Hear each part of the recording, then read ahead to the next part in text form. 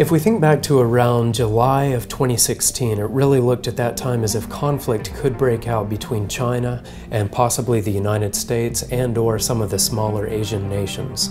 And that was just over China's very aggressive behavior and desire to control almost the entire South China Sea.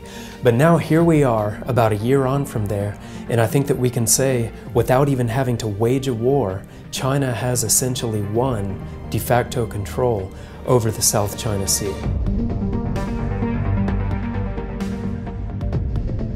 Myra Rapp Hooper is a senior fellow at the Center for a New American Security, and she recently said that in the South China Sea, quote, "It is unfortunately now game over."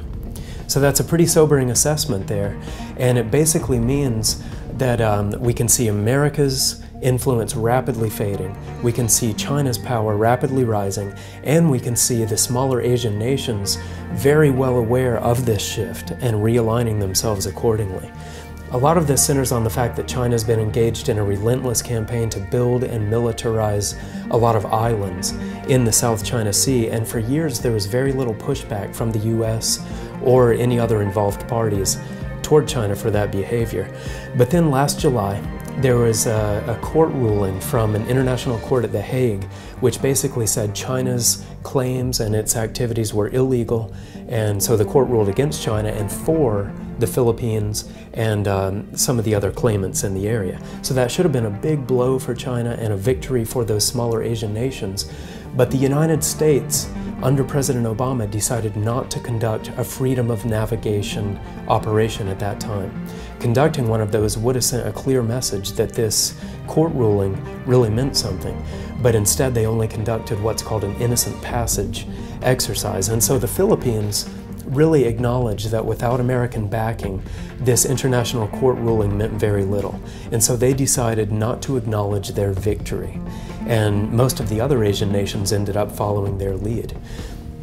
In May of 2017, the Trump administration did conduct a freedom of navigation operation near one of China's artificial islands, but it was in many ways too little too late.